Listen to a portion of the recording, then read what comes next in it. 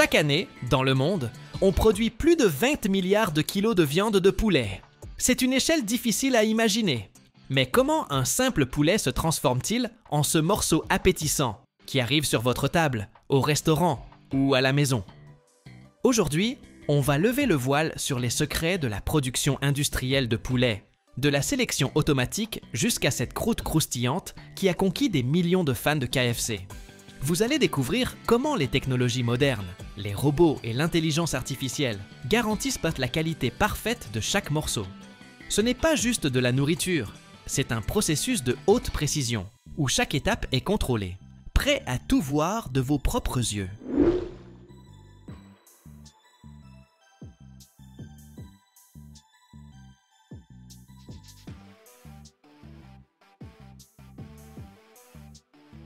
Vous aimez le poulet frit de KFC autant que moi? Eh bien, tout commence avec une matière première de qualité. Les poulets sont fournis par de grandes entreprises agricoles américaines qui respectent des normes de sécurité et de qualité super strictes. Une fois arrivés à l'usine, les poulets passent par une série d'étapes de traitement automatisées et contrôlées qui assurent une qualité et une sécurité irréprochables du produit. D'abord, les poulets sont déchargés et dirigés vers des chaînes de convoyage où commence une inspection automatique. Avec des caméras haute résolution et des capteurs, on vérifie l'aspect extérieur des carcasses, absence de blessures, conformité de la taille et du poids. Des systèmes d'intelligence artificielle analysent les images et écartent les produits non conformes, garantissant que seules les carcasses de qualité passent aux étapes suivantes.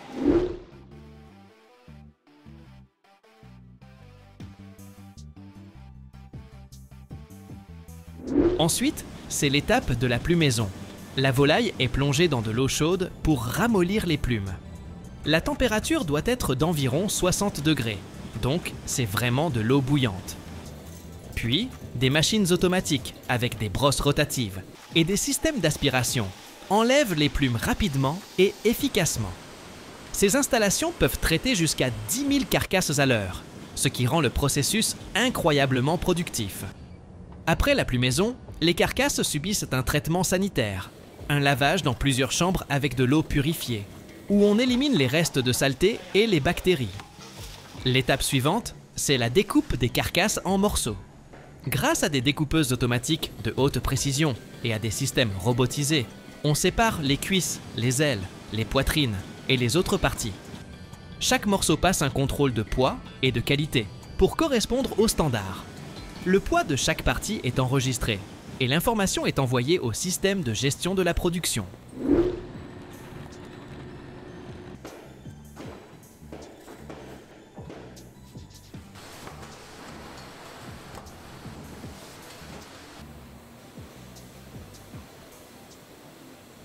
En parallèle, on effectue des contrôles de sécurité microbiologique. Des échantillons aléatoires sont analysés en laboratoire pour garantir l'absence de pathogènes. Toute la production est ensuite étiquetée, emballée et dirigée vers la marinade ou la congélation. Ensuite, le poulet est mariné dans une saumure ou du bas-beurre, lait ribot, pour que la viande reste bien juteuse. Puis, chaque morceau est enrobé dans le mélange secret de 11 herbes et épices, qui est divisé en 2 parties et mélangé seulement juste avant de paner.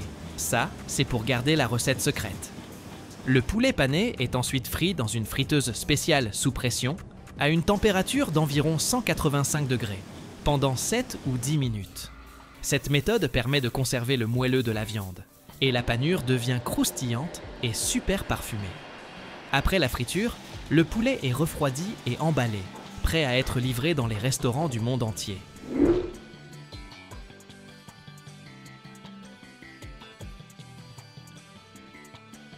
Mais si vous êtes plutôt bœuf, il est temps de jeter un œil à la fabrication du Big Mac chez McDonald's. Pour créer ce goût légendaire, McDonald's utilise uniquement du bœuf 100% frais provenant de fournisseurs certifiés, qui respectent les normes de sécurité et de qualité les plus élevées. La viande subit un contrôle rigoureux dès la ferme, puis à l'usine. Elle est hachée et transformée en steak, pesant exactement 45,4 grammes. La taille parfaite pour le burger classique. Pour conserver la fraîcheur sans aucun conservateur, Les steaks sont rapidement congelés à une température de moins 18 degrés, ce qui permet de préserver leur jutosité et leur goût naturel. Les pains pour le Big Mac sont cuits sur de grandes lignes automatiques, où la pâte est pétrie avec des ingrédients naturels, façonnés et parsemés de graines de sésame. La cuisson se fait à une température d'environ 220 degrés, ce qui donne une texture tendre et moelleuse et un arôme agréable. Ces pains, c'est la base idéale qui se marie harmonieusement avec les autres ingrédients.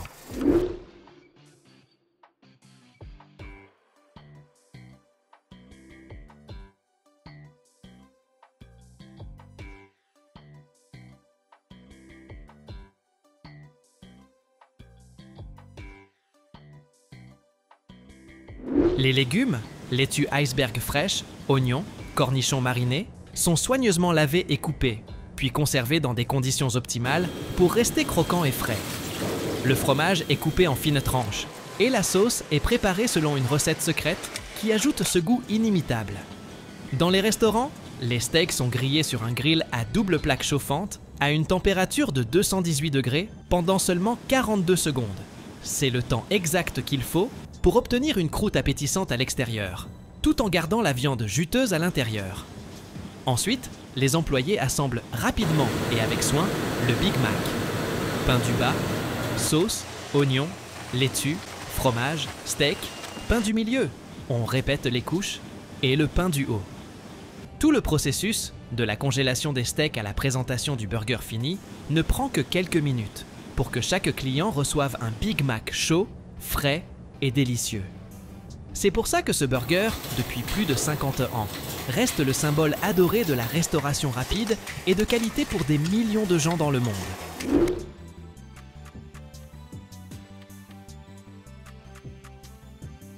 Saviez-vous que la pizza pepperoni chez Domino's, on la prépare depuis 65 ans? C'est à cette époque que deux frères ont acheté une petite pizzeria aux États-Unis, dans la ville d'Ypsilanti. Les frères ont payé un acompte de 75 $ et ont emprunté 500 $ pour couvrir les frais suivants. Les frères promettèrent que chacun recevrait sa pizza en 30 minutes. Cette règle est restée inchangée jusqu'à aujourd'hui. Tout commence avec la pâte. La farine est mélangée avec de l'eau, de la levure, du sel et de l'huile dans de grands pétrins industriels. On laisse la pâte lever dans des conditions d'humidité et de température contrôlée pour qu'elle devienne moelleuse et élastique. Ensuite, on la divise en portions, on forme des disques avec des presses et on les refroidit rapidement pour conserver leur fraîcheur. La sauce tomate est préparée avec des tomates fraîches qui sont lavées, pelées et réduites en purée. La mozzarella est râpée et le pepperoni est coupé en fines tranches. Sur la base de pâte, on étale la sauce, on parsème de fromage, on dispose le pepperoni et on enfourne à une température d'environ 260 degrés pendant quelques minutes. Résultat, une pizza croustillante et parfumée, avec du fromage filant et des tranches de pepperoni bien relevées.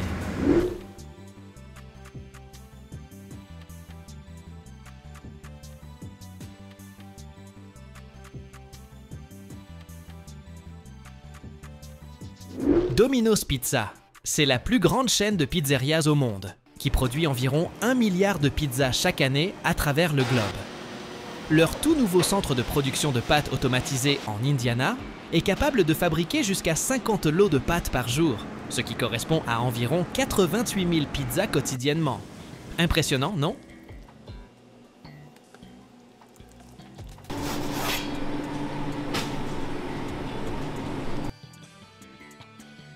Imagine, il faut près de 2 ans, oui, 2 ans complets, pour faire pousser un seul ananas. Et ensuite, à peine 30 secondes pour l'éplucher et le découper en morceaux parfaits. Chaque jour, dans les plus grandes usines du monde, on traite des centaines de tonnes d'ananas. Ils finissent en boîte et parcourent des milliers de kilomètres avant d'atterrir sur ta table. Comment ça se passe exactement? Des immenses plantations jusqu'aux conserves hermétiques. Allons jeter un coup d'œil dans les coulisses d'une industrie qui tourne comme une horloge parfaitement huilée. Les ananas poussent sur de petits buissons et ils mettent entre 18 et 24 mois pour arriver à maturité après leur mise en terre. On les cultive généralement sur d'immenses plantations couvrant plusieurs milliers d'hectares. Les producteurs plantent les ananas en rang bien alignés avec des techniques de soins spécifiques. Un système d'irrigation maintient le sol humide, tandis que les engrais minéraux stimulent la croissance. Contre les nuisibles, on utilise des méthodes naturelles ou chimiques selon la région et les normes locales. La mise en place est assez exigeante. Chaque jeune plant doit être correctement positionné dans la terre. On désherbe et on ameublit le sol, parfois en utilisant un film de paillage pour conserver l'humidité et lutter contre les mauvaises herbes. Les ananas ne poussent là pas à partir de graines, mais plutôt depuis la couronne du fruit ou des rejets latéraux, que les cultivateurs coupent puis laissent sécher un peu avant de les replanter. Les ouvriers placent ces boutures à la main dans le sol, en gardant un espace d'environ 25 à 50 cm entre chaque plant, selon la variété et la méthode de culture. La récolte de l'ananas. C'est un boulot à la fois complexe et physique. Les fruits ne mûrissent pas tous en même temps, alors les agriculteurs évaluent leur maturité en observant leur couleur et leur taille. La cueillette se fait à la main, protégée par des gants spéciaux et des vêtements couvrants. Les travailleurs utilisent des couteaux ou des machettes pour couper le fruit. Un ouvrier expérimenté peut ramasser jusqu'à 3 tonnes d'ananas par jour. Les fruits sont immédiatement triés par taille et par qualité. Ceux qui partent en conserve doivent être parfaitement mûrs, mais pas trop avancés. Dès la fin de la cueillette, on expédie les ananas vers les usines dans les 24 heures, histoire de conserver toute leur saveur et leur fraîcheur. Allez, voyons maintenant ce qui leur arrive ensuite. Les ananas sont chargés dans de grands bacs en plastique ou des conteneurs, puis transportés par camion ou tracteur jusqu'à l'usine de transformation la plus proche. Dans les régions chaudes, les véhicules sont souvent équipés d'un système de ventilation pour éviter que les fruits ne s'abîment. Une fois arrivés, les ananas passent immédiatement au lavage et à la découpe.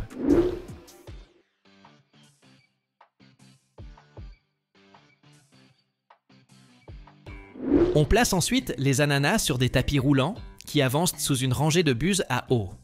Sous une pression pouvant atteindre 10 bars, l'eau élimine la terre, les résidus et les insectes. Certaines usines utilisent un bain savonneux ou légèrement chloré pour la désinfection, avant de tout rincer à l'eau filtrée. Tout ça dure à peine 30 secondes. Et hop, voilà nos ananas tout propres qui continuent leur route. Des bras mécaniques, équipés de lames ultra affûtées, font en une seconde ce qu'un humain mettrait plusieurs minutes à accomplir. Les couteaux automatisés enlèvent l'épaisse peau piquante d'un geste rapide, ne laissant que la chair juteuse. Des machines spéciales extraient le cœur dur de l'ananas en l'éjectant comme un bouchon. Puis le fruit est découpé en rondelles, en cubes ou en morceaux. La cadence peut grimper jusqu'à 200 tranches par minute. Pour la mise en conserve, la précision est cruciale. Des capteurs informatiques contrôlent la taille et l'épaisseur des morceaux afin d'obtenir un format uniforme. Au bout de cette étape, l'ananas n'a plus son écorce piquante. Juste une pulpe tendre, ultra succulente, prête pour la conserve.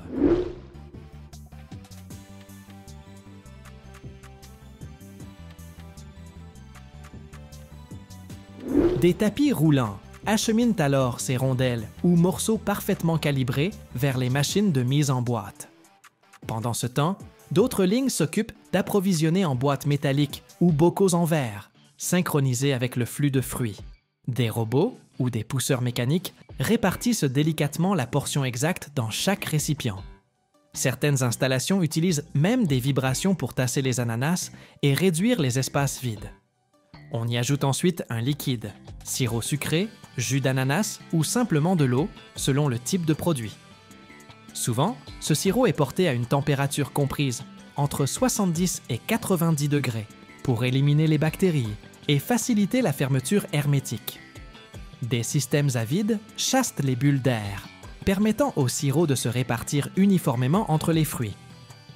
Les boîtes sont alors dirigées vers le poste de sertissage, où des dispositifs rapides posent des verrouilles en les couvercles métalliques, en créant un vide hermétique.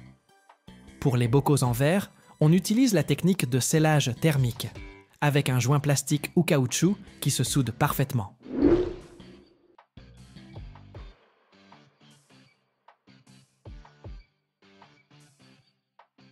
Une fois scellés, Les boîtes sont placées dans des chambres de vapeur brûlante ou passent à travers des tunnels de pasteurisation. La température peut grimper jusqu'à 121 degrés Celsius et le traitement dure entre 5 et 20 minutes. Cette étape détruit les micro-organismes et garantit une longue durée de conservation, jusqu'à 2 ou 3 ans. Après la stérilisation, les boîtes ressortent extrêmement chaudes et leur contenu continue de cuire un peu à l'intérieur. Pour stopper cette cuisson et préserver la texture de l'ananas, on les refroidit sans tarder. Les tapis roulants conduisent les boîtes dans des tunnels de refroidissement, où elles sont aspergées d'eau froide ou ventilées par de puissants flux d'air. Sur certains sites, on les immerge dans de grands réservoirs d'eau contrôlée. Ce refroidissement prend de quelques minutes à une demi-heure, jusqu'à ce que la température des boîtes approche la trentaine de degrés. C'est délicat. Si on les refroidit trop vite, elles risquent de se déformer ou même de se fissurer.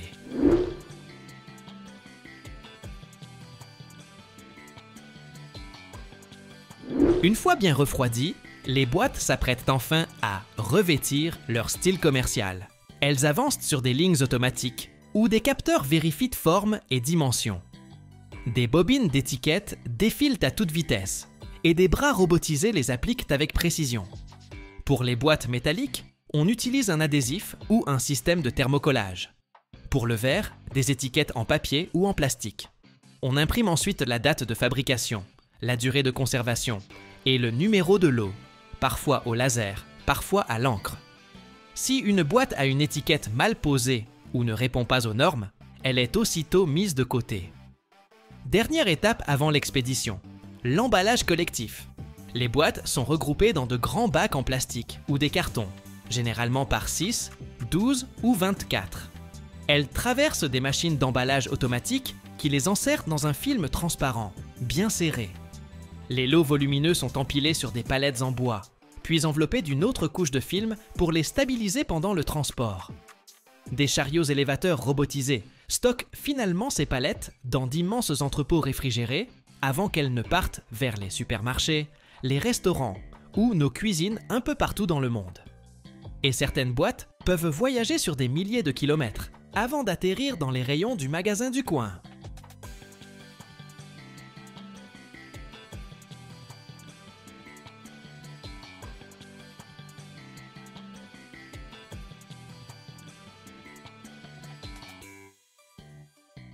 Imaginez une usine, grande comme 42 terrains de foot.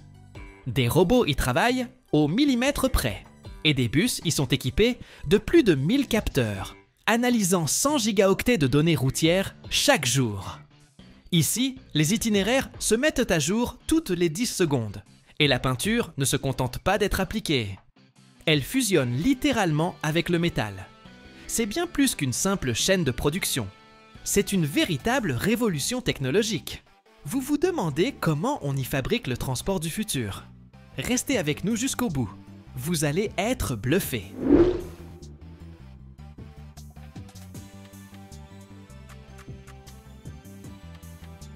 Cette usine, qui s'étend sur plus de 300 000 m², soit l'équivalent d'environ 42 terrains de foot, est dotée de plafonds si hauts qu'ils peuvent accueillir d'immenses lignes de production et des bras robotisés colossaux.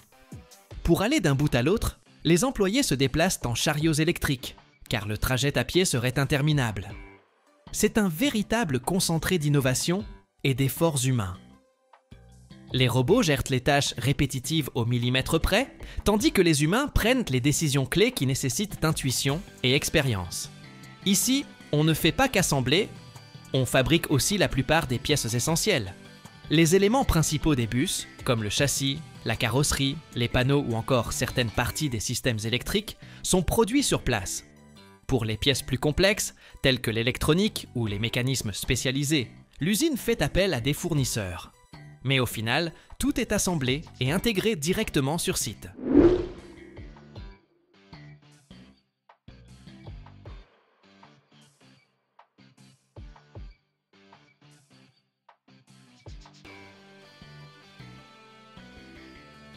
Laissez-moi vous expliquer comment ça se passe.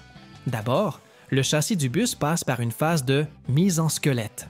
De puissants robots soudainnent la structure, avec une précision telle que l'erreur est quasiment impossible. Ensuite, on attaque la peinture. Ici, l'usine privilégie des matériaux écologiques qui protègent le métal de la corrosion et garantissent une durabilité hors pair. La peinture n'est pas simplement appliquée, elle fusionne littéralement avec la surface grâce à un procédé spécial de polymérisation. Dans de vastes ateliers automatisés, les bus avancent lentement dans des cabines dédiées. Les techniciens, équipés de protection et assistés par des bras robotisés, pulvérisent la peinture, qui non seulement couvre la carrosserie, mais s'y associe pour former un film parfaitement lisse et ultra résistant.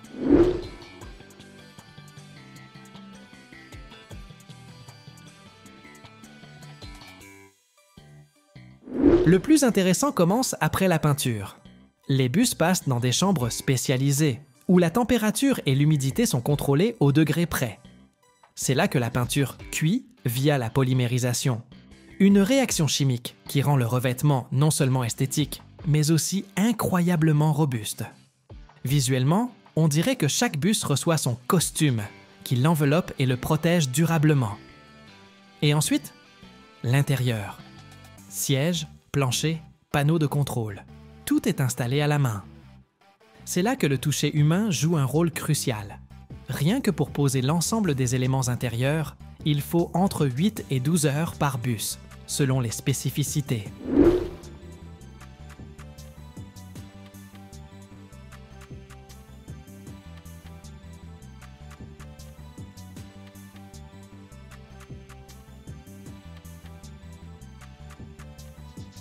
On procède ensuite au montage progressif de l'habitacle. Chaque siège est fixé manuellement, car la moindre erreur pourrait affecter le confort et la sécurité des passagers. Puis viennent les panneaux de contrôle, le câblage électrique et tous les réglages des systèmes embarqués. C'est une étape cruciale, non seulement sur le plan technique, mais aussi esthétique. Après tout, l'intérieur doit être aussi fonctionnel qu'agréable à l'œil, pour que les passagers se sentent à la fois en sécurité et à l'aise.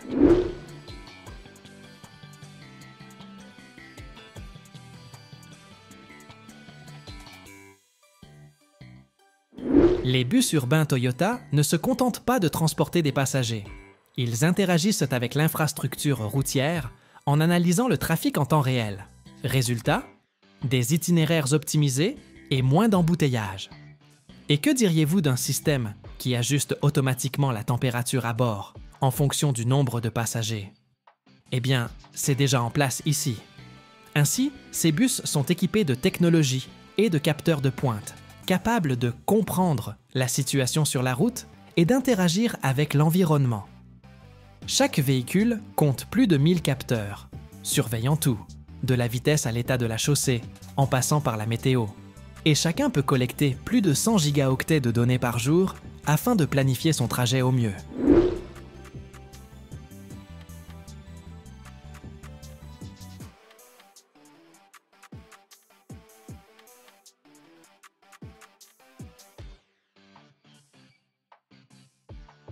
Toutes les 10 secondes, ces bus collectent des informations sur la circulation et ajustent leur itinéraire en fonction de la situation.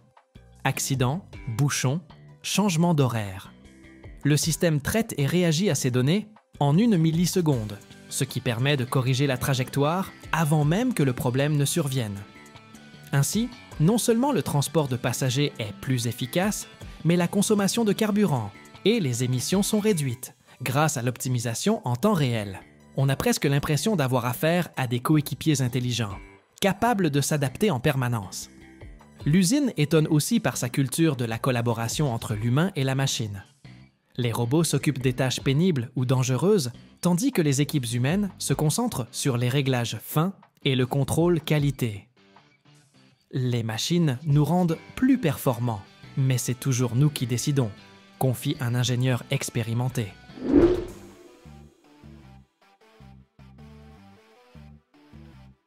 Toyota investit des milliards non seulement dans la technologie, mais aussi dans le développement durable. L'usine fonctionne grâce à des énergies renouvelables et s'attache à réduire ses déchets au maximum. Les résidus de peinture sont recyclés et l'eau est traitée puis réutilisée. La peinture qui n'adhère pas à la surface des bus est collectée par des systèmes de filtration et des séparateurs centrifuges. Ensuite, on sépare la peinture en particules solides et en composants liquides. Les résidus solides sont compactés en blocs et réutilisés pour la fabrication de revêtements routiers ou de matériaux industriels. Les parties liquides sont purifiées et peuvent être réemployées lors de l'application de la peinture. À chaque étape de peinture, une quantité importante d'eau est utilisée pour nettoyer les surfaces et maintenir l'équipement en bon état. L'usine emploie alors un système de traitement en plusieurs étapes. Une filtration mécanique retire d'abord les grosses particules de peinture et la saleté. Un traitement chimique neutralise ensuite les composants toxiques. Une étape biologique, avec des bactéries spécialisées, décompose les résidus restants. Enfin, une filtration membranaire parachève le tout, obtenant une eau propre qui retourne dans le cycle de production, pour laver les bus et garder les cabines de peinture impeccables. Grâce à ce processus, l'usine diminue sa consommation d'eau de près de 70% par rapport à un procédé classique. Ce dispositif ne sert pas seulement à baisser les coûts, il rend la production bien plus respectueuse de l'environnement. Et vous savez quoi? C'est l'une de ces avancées qui prouve que même les géants de l'industrie peuvent penser à la planète.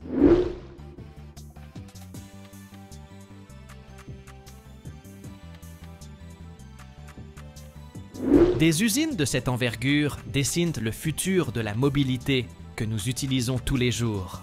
Moins de bouchons, un air plus pur, des trajets plus confortables. Tout commence ici, au cœur de la chaîne de production.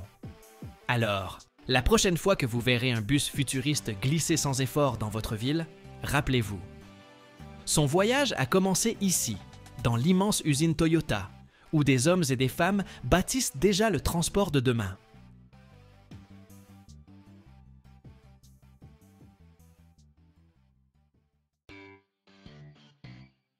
Chaque année, on démantèle plus de 30 000 vieux locomotives et wagons aux 4 coins du monde. Mais attention, ce n'est pas juste un simple démontage. C'est littéralement une seconde vie pour des milliers de tonnes de métal et des centaines de pièces. Imagine des grues capables de soulever plus de 100 tonnes et des hangars longs d'1 kilomètre ou plus, où des trains attendent leur tour pour être mis en pièces. Le plus fou, le métal récupéré sert à fabriquer de nouvelles voitures, des bâtiments et même de l'électroménager. Comment ces mastodontes cassés finissent-ils par faire partie de notre quotidien? Regarde jusqu'au bout et découvre tout le processus de l'intérieur.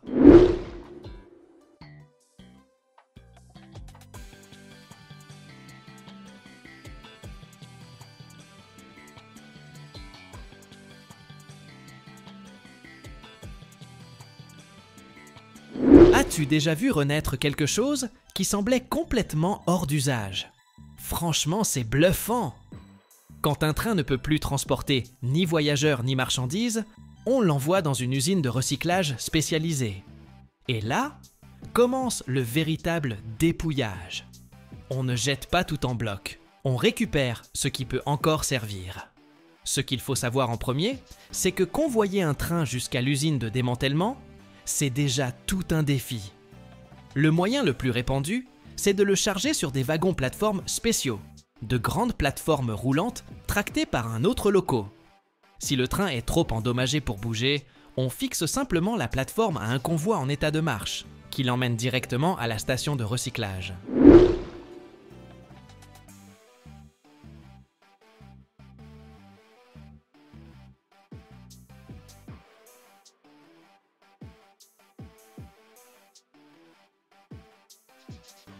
Si l'endroit de destination est trop éloigné de la ligne de chemin de fer, ou si l'on ne peut pas utiliser le rail, on fait appel à des véhicules de transport spéciaux, capables de supporter tout le train d'un coup.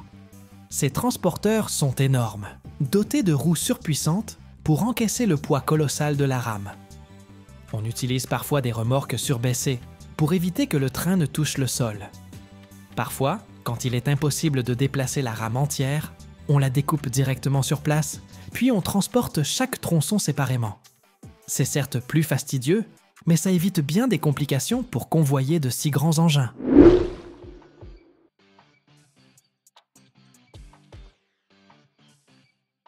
Locomotives et wagons regorgent de composants, moteurs, transmissions, systèmes électriques et même l'habillage intérieur. Tout ça a de la valeur. Tu savais que les pièces métalliques des trains peuvent être refondues et réutilisées pour fabriquer d'autres infrastructures ferroviaires, voire pour la construction de bâtiments? Mais avant d'en arriver là, il faut tout démonter, du plus gros élément, la caisse ou les roues, aux plus petits détails, comme les lampes ou les tablettes. Les hangars de démantèlement sont souvent immenses, couvrant parfois plusieurs milliers de mètres carrés. Et la machinerie utilisée sur place réclame un vaste espace pour manœuvrer, que ce soit pour soulever une locomotive complète ou de grands tronçons de wagons.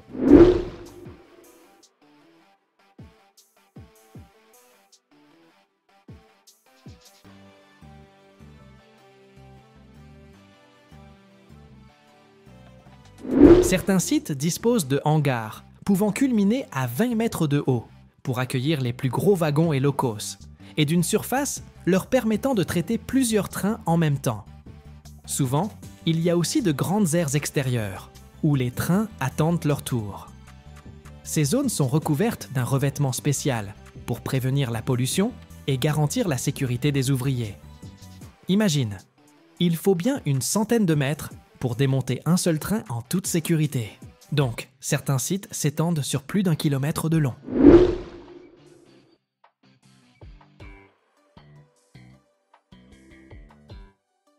Sur place, on trouve des grues ultra puissantes, capables de soulever et de déplacer les plus lourdes sections, ainsi que des machines de découpe et d'autres outils de démontage.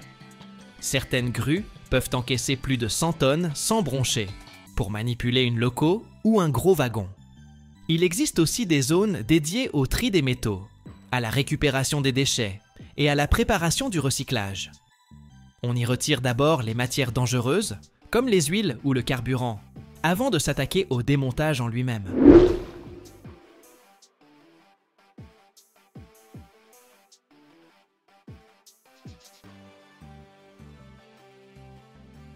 La première étape consiste à retirer tous les matériaux à risque, carburant, lubrifiants, batteries et autres substances toxiques ou explosives. C'est un travail manuel pour éviter toute contamination et protéger le personnel. Ensuite, on passe au gros du démontage. On enlève d'abord tout ce qui n'est pas structurel, portes, fenêtres, sièges, câblage. Puis, grâce à de puissantes machines de découpe, on sectionne les plaques métalliques de la carrosserie. Les plus gros morceaux sont tissés par des grues, tandis que les plus petits sont découpés ou broyés.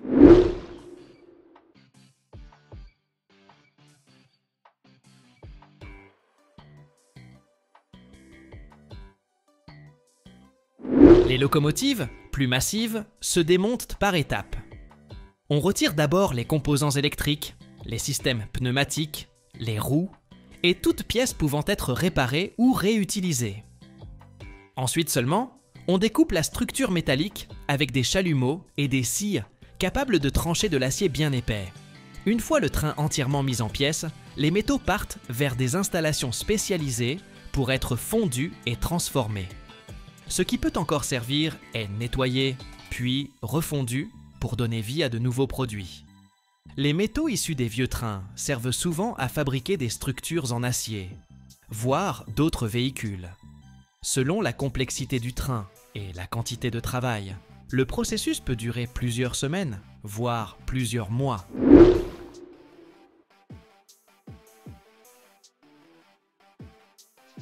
Toutes les pièces métalliques, des roues jusqu'aux caisses, sont envoyées dans des aciéries, où on les fait fondre pour créer de nouvelles pièces, voire de nouvelles rames. Non seulement ça économise du métal neuf, mais ça permet aussi d'exploiter au mieux les ressources déjà disponibles. Et oui, le métal d'un vieux train peut servir à fabriquer non seulement d'autres trains, mais aussi des voitures, des structures de bâtiments, du mobilier et même des appareils électroménagers. Cela dit, on ne jette pas tout pour autant. Les pièces encore utilisables sont réparées et réintégrées ailleurs. Les systèmes électriques, l'habillage intérieur, même les sièges ou les tables peuvent être remis en état pour équiper d'autres trains ou être recyclés dans d'autres projets.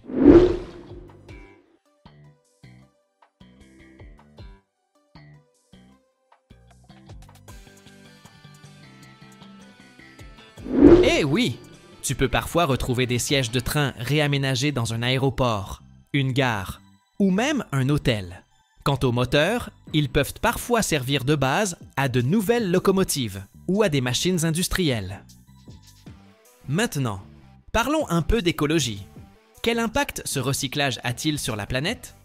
Le démantèlement et la refonte des métaux représentent un moyen concret de préserver nos ressources naturelles.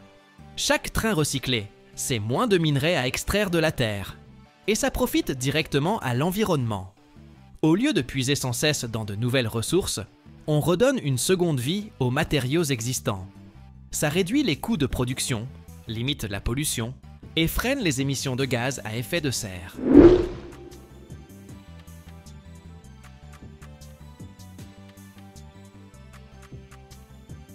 Grâce aux avancées technologiques, le recyclage des trains devient de plus en plus efficace. On utilise aujourd'hui des méthodes ultra-modernes pour extraire rapidement les matériaux réutilisables et optimiser le démontage des vieilles machines. Par exemple, la robotique permet d'accélérer les opérations, d'améliorer la sécurité du personnel et de gagner en précision. C'est un sacré progrès, et ce n'est pas près de s'arrêter. Alors, la prochaine fois que tu vois un vieux train rouillé dans un coin, souviens-toi, il finira peut-être transformé en voiture flambant neuve ou en structure métallique dans un bâtiment, prêt à commencer une nouvelle aventure.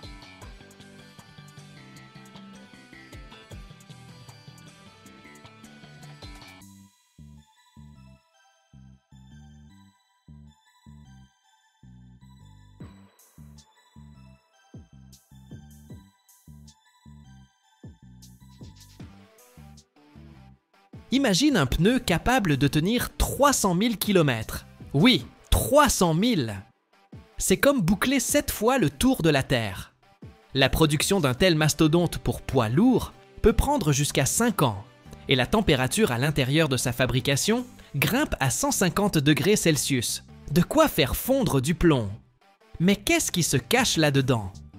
Un savant mélange de caoutchouc naturel, d'acier et d'ingrédients secrets que Michelin protège jalousement, comme la recette du meilleur croissant. Comment crée-t-on ces merveilles d'ingénierie?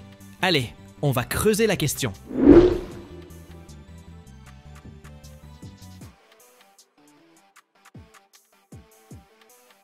Tout commence par l'équipe d'ingénieurs et de designers, qui déterminent les priorités des pneus de nouvelle génération. Économie de carburant, longévité accrue ou meilleure grippe. Parfois, c'est un combo de tout ça.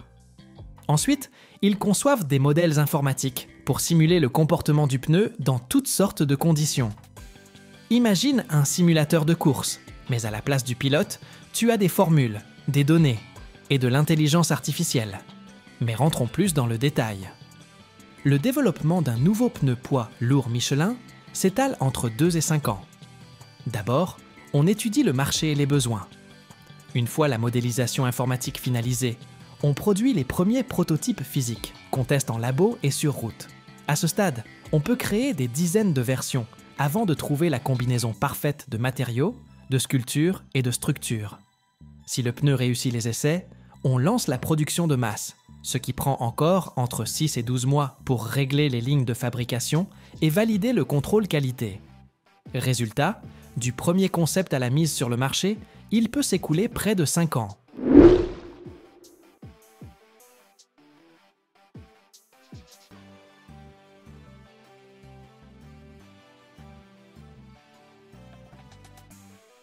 Si tu crois qu'un pneu poids lourd, c'est juste un gros bout de caoutchouc, tiens-toi bien.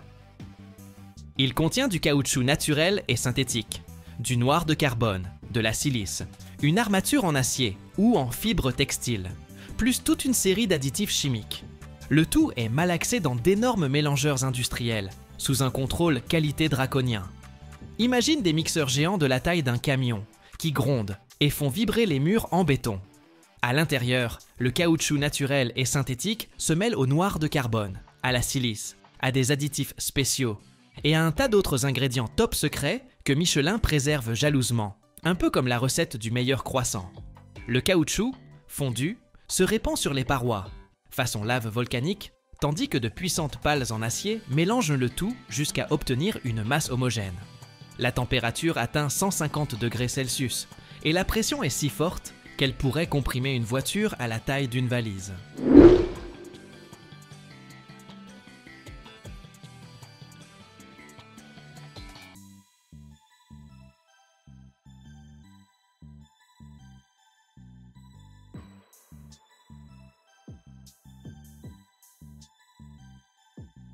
Après plusieurs étapes de mélange, la masse obtenue sort des machines, sous forme de plaques épaisses et brûlantes. On les refroidit vite fait, puis on les découpe en bandes. C'est à partir de ces bandes qu'on façonnera les futurs pneus.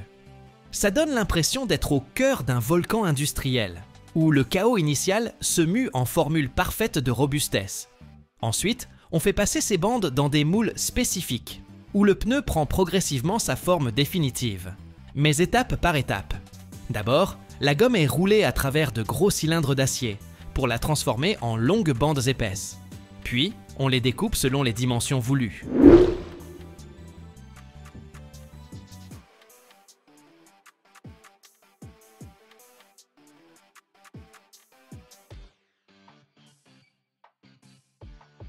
Avant que ces pièces en caoutchouc ne passent sous presse, on les superpose sur un tambour spécial. On ajoute la carcasse, métallique ou en fibre synthétique, pour renforcer le pneu, les flancs, la couche interne d'étanchéité. Ce n'est pas encore le produit final, plutôt une ébauche toute molle, sans sculpture. Un peu comme un donut pas cuit. Ensuite, cette ébauche file dans une presse géante, où elle est cuite sous plusieurs dizaines de bars et à environ 170 degrés Celsius. À l'intérieur du moule, un relief vient s'imprimer dans la gomme, donnant naissance à la sculpture du pneu. Ce processus peut durer de 15 minutes à 1 heure selon la taille. Une fois démoulé et refroidi, le pneu passe au contrôle qualité.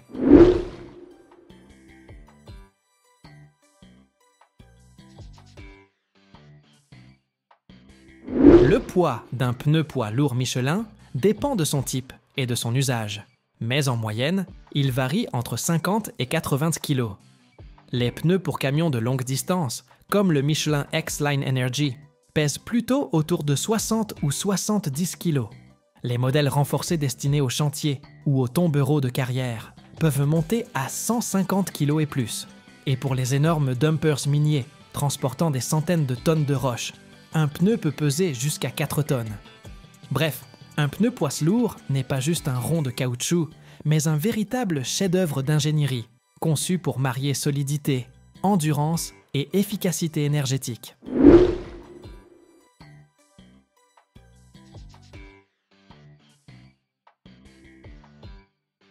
L'une des étapes les plus bluffantes, c'est le contrôle qualité. Michelin teste chaque série de pneus. Pour vérifier par exemple la résistance à l'usure, on installe les pneus sur des camions de test qui avalent des kilomètres sans s'arrêter, sur des circuits fermés, reproduisant toutes sortes de revêtements. Asphalte, pavé, gravier, nid de poule.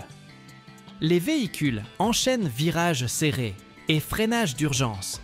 Un bon test pour la déformation et la surchauffe. Il y a même des surcharges volontaires, pour voir si la carcasse fatigue sous un poids supplémentaire. Un seul de ces camions peut parcourir jusqu'à 100 000 km lors d'un essai. Et oui, certains pneus finissent détruits dans ces tests. Tout ça pour la sécurité des conducteurs. Si on n'a pas le temps d'attendre l'usure naturelle, on utilise des bancs d'essai spécialisés. Les pneus y roulent sur des cylindres qui imitent la route et on les fait courir des milliers de kilomètres sous charge.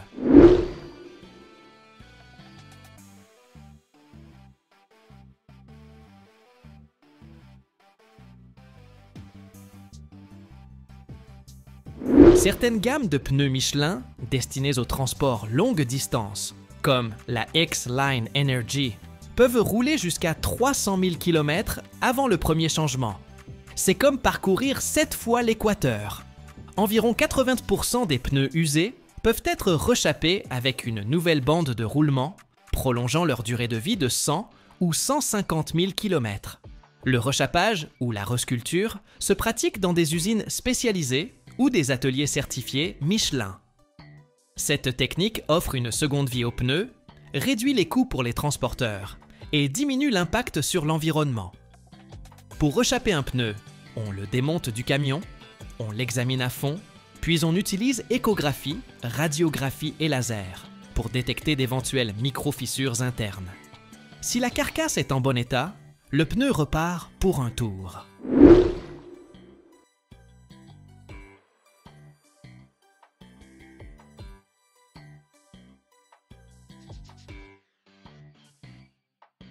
Des pneus Michelin bien choisis et correctement gonflés permettent de baisser la consommation de carburant de 3 à 5%. Si un camion consomme 30 litres de diesel au 100 km, on peut économiser jusqu'à 4 500 litres sur 300 000 km, rien qu'avec les pneus. Pour une flotte de 100 camions, cela peut représenter des économies de carburant se chiffrant en millions d'euros par an. Moins de carburant, c'est aussi moins d'émissions de CO2. Les grandes flottes peuvent ainsi réduire leur rejet de plusieurs milliers de tonnes chaque année, ce qui fait du bien à la planète et répond aux normes environnementales en vigueur.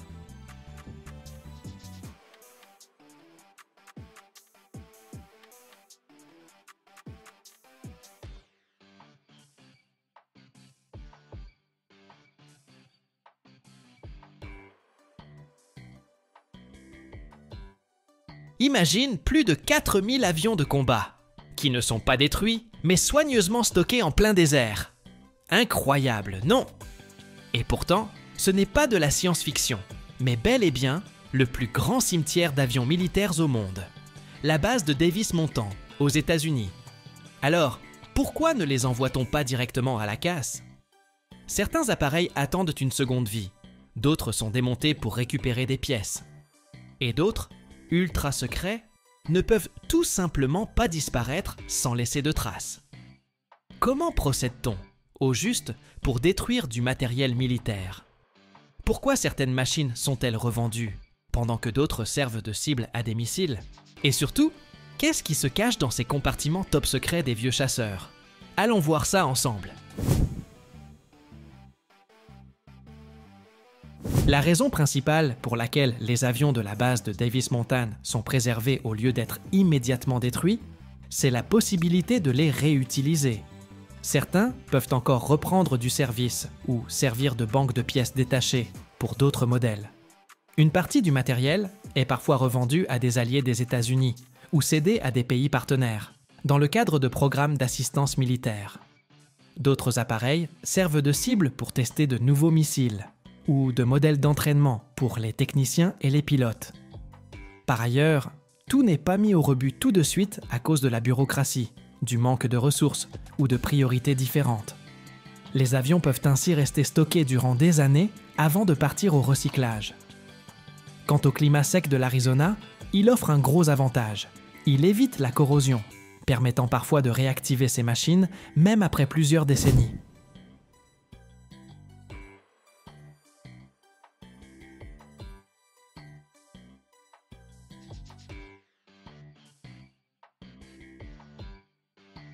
La destruction du matériel militaire soulève plusieurs enjeux majeurs, écologiques, économiques et sécuritaires.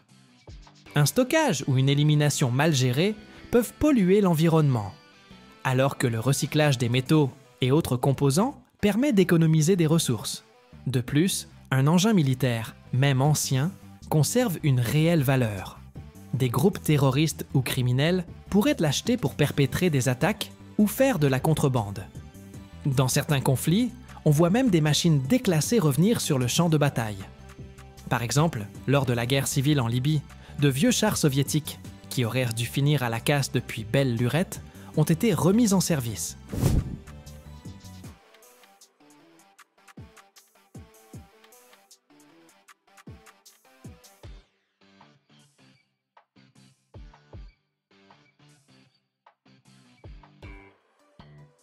Après leur retrait du service, les appareils sont envoyés sur des bases spécialisées pour une inspection approfondie. On commence par vérifier toute la paperasse, numéro de série, état technique, durée d'utilisation. Ensuite, Ingénieurs et mécaniciens examinent l'appareil de fond en comble. Usure de la structure, du moteur, de l'électronique, sans oublier l'armement. Si l'avion est toujours opérationnel, il peut être modernisé ou revendu à des alliés. S'il est jugé trop ancien ou trop endommagé, on le démonte pour en récupérer les pièces. Certains exemplaires finissent même dans des musées, des centres de formation ou chez des collectionneurs privés. Bien sûr, après retrait de tout composant confidentiel.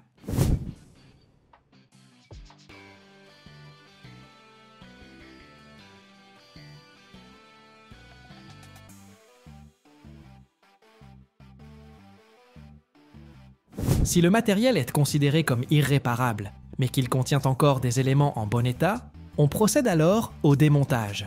Des équipes spécialisées retirent les moteurs, les systèmes de navigation, les modules électroniques et même les plaques de blindage. Les moteurs peuvent servir à réparer d'autres véhicules similaires ou être reconvertis pour un usage civil. L'optique et l'électronique, elles, peuvent être réutilisées dans des simulateurs ou pour moderniser des systèmes existants. Certaines pièces sont revendues à des pays alliés ou même à des entreprises privées spécialisées dans la restauration de matériel militaire. Pour éviter toute fuite technologique, on détruit ou neutralise les composants classés secrets ou trop avancés, et on stocke le reste en attendant un usage futur.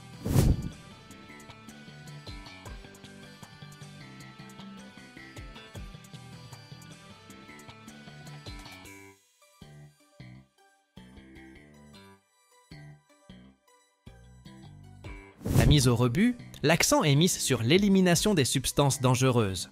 Le carburant d'aviation, les lubrifiants et les fluides hydrauliques peuvent contenir des produits toxiques. En moyenne, entre 200 et 500 litres de ces matières résiduelles sont récupérés sur chaque avion, puis traités selon un protocole spécifique. Les éléments électroniques de bord, susceptibles de contenir du plomb, du mercure ou du cadmium, constituent aussi un risque. Rien qu'aux États-Unis, on retire près de 500 tonnes de ces matériaux chaque année lors de la destruction du matériel militaire. Quant à certains anciens véhicules blindés, ils peuvent renfermer de l'amiante dans les isolations thermiques, qui doit être extrait et éliminé suivant des normes très strictes.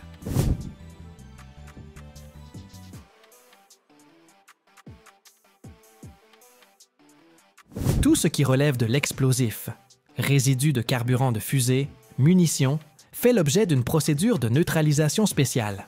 En 2023, par exemple, plus de 1200 tonnes de munitions ont été détruites sur des terrains spécialisés aux États-Unis après avoir été retirées du matériel en cours de démantèlement.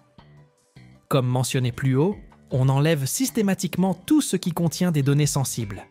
Ordinateurs de bord, systèmes de communication.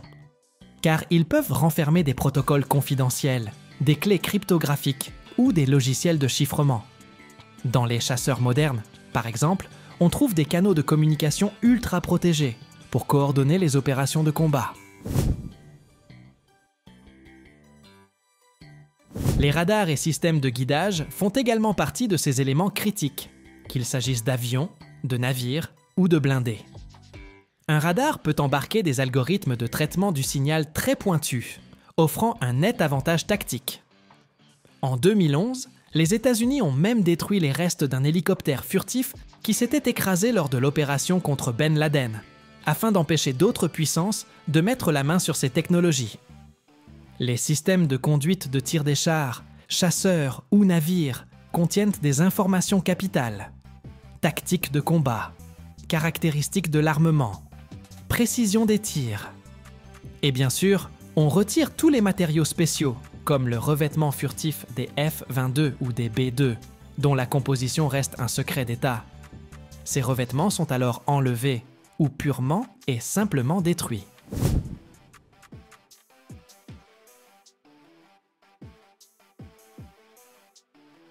Les boîtes noires et enregistreurs de données de vol, eux, renferment parfois des informations sensibles sur les techniques de pilotage ou les missions de combat. Pour éviter qu'ils ne tombent entre de mauvaises mains, il existe aux États-Unis des programmes de contrôle très stricts. Parfois, on préfère même détruire l'appareil en entier lorsqu'un démontage sûr est impossible. De plus, Un système spécifique met régulièrement à jour les logiciels de ces équipements, afin de s'assurer qu'ils ne puissent pas être récupérés par des adversaires. Chaque engin militaire possède sa propre version secrète du logiciel, quasi impossible à restaurer après déclassement. Dans de nombreux pays, la destruction du matériel militaire est encadrée par des accords internationaux, comme les conventions de Genève, qui veillent à ce que certains composants soient éliminés de manière sécurisée et à ce que l'environnement ne soit pas mis en péril. Par exemple, un véhicule militaire ne pourra être officiellement retiré du service tant que tous les matériaux toxiques n'auront pas été retirés. Tout cela prouve à quel point on prend au sérieux la sécurisation et la destruction de ce type d'équipement, et combien d'efforts sont déployés pour qu'aucune technologie ne tombe dans de mauvaises mains.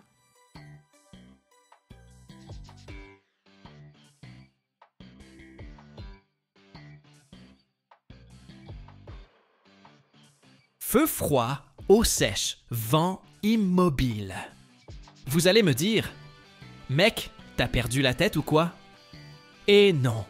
Aujourd'hui, on parle de la glace sèche. Vous vous êtes déjà demandé comment on fabrique ce truc, ou même ce que c'est vraiment? Vous saviez que c'est produit à une échelle dingue?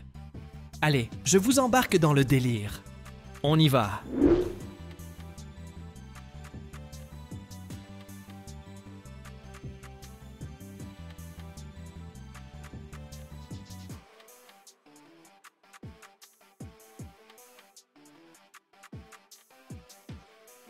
La glace sèche industrielle, c'est du dioxyde de carbone solide.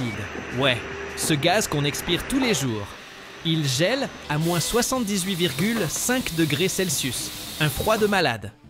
En gros, le dioxyde de carbone, c'est ce qu'on souffle, ce que les plantes bouffent pour nous refiler de l'oxygène. Et rebelote. Ça sort aussi quand on brûle du carburant, quand la bière fermente, ou dans vos sodas pétillants. Si vous refroidissez ce gaz à bloc et que vous le compressez, il devient liquide. Et si vous relâchez la pression d'un coup, bam, ça se transforme en glace sèche. Pas de fonte, pas de flaque, ça s'évapore direct dans l'air. Magique, non? On l'utilise partout. Médecine, transport, bouffe, et même pour des effets spéciaux, grâce à sa capacité à refroidir en un clin d'œil et à disparaître sans laisser de traces.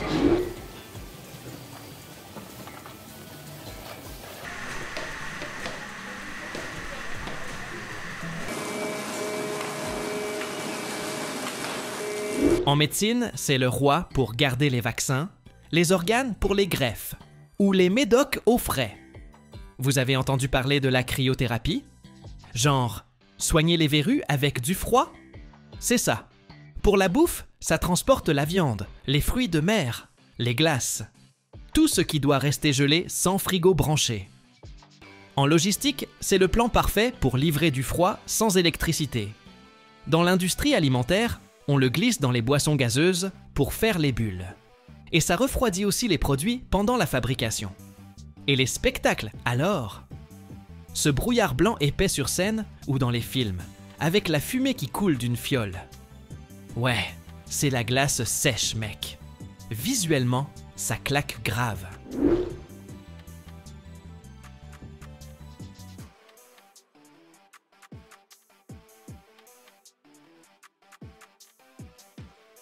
Fabriquer de la glace sèche, c'est pas une blague de cuisine.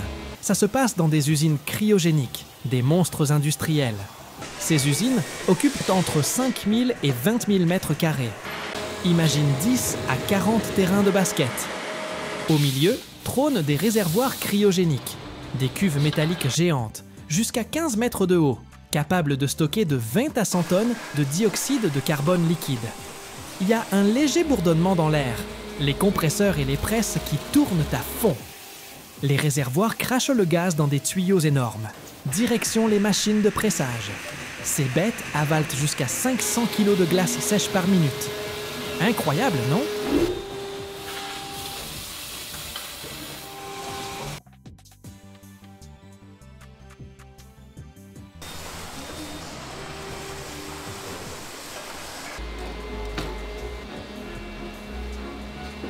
Quand le dioxyde de carbone liquide jaillit du réservoir et se détend d'un coup, il gèle instantanément. Ça fait une sorte de neige sèche, toute légère. Une nuage de vapeur blanche s'élève au-dessus des presses hydrauliques, qui écrasent ce neige en briques ou en petits granules bien compacts. Les tapis roulants défilent sans arrêt, transportant des blocs glacés à travers des tunnels froids où la température reste sous moins 40 degrés, histoire que ça s'évapore pas trop vite. Sur certaines lignes, des machines automatiques découpent les grosses plaques en morceaux ou les transforment en billes de quelques millimètres. Les emballeuses, elles, bossent à la vitesse éclair. Elles remplissent des conteneurs thermiques avec des doses précises, des paquets d'1 kilo jusqu'à des caisses de plusieurs centaines de kilos.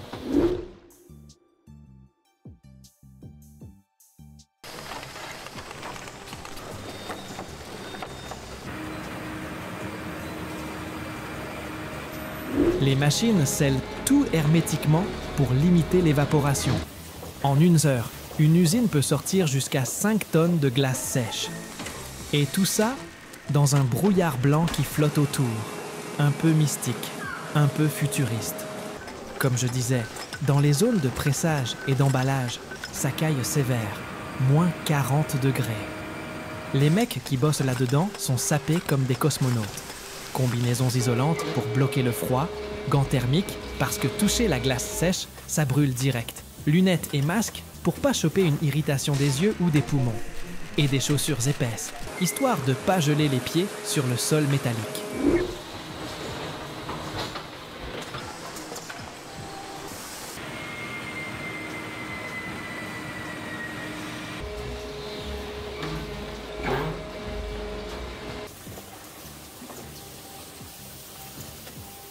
Avec toute cette vapeur qui traîne, les ventilations tournent à plein régime pour garder l'air respirable. Les gars bossent en shift court, alternant entre le froid polaire et des pauses dans des salles chauffées. Faut pas déconner avec ça. Beaucoup de trucs sont automatisés pour limiter les risques, mais même avec tout ce matos, bosser là-dedans, c'est pas pour les fragiles. Faut du mental et respecter les règles à la lettre. Mais d'où ils sortent tout ce dioxyde de carbone? Sérieux? Vous allez me demander. Pas besoin de courir dans les bois avec un filet. En fait, ils le récupèrent comme déchets d'autres industries, genre la fabrication d'ammoniac ou d'engrais. Écolo, non? On recycle un gaz qui existe déjà. Pas besoin d'en produire plus.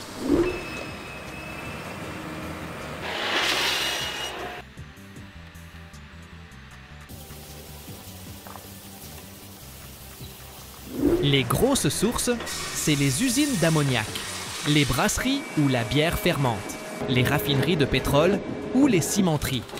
Au lieu de balancer ce dioxyde dans l'atmosphère, ils le capturent avec des systèmes spéciaux.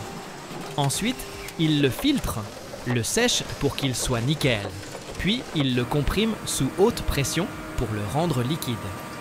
Et pour le compacter encore plus, ils le refroidissent à moins 20 degrés. Bref, ça réduit les gaz à effet de serre tout en créant un truc utile.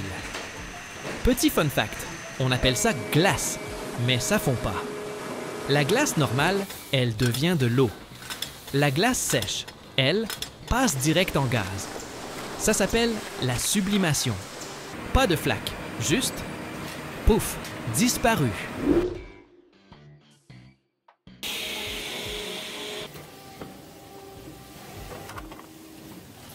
La glace sèche, c'est top pour conserver la bouffe.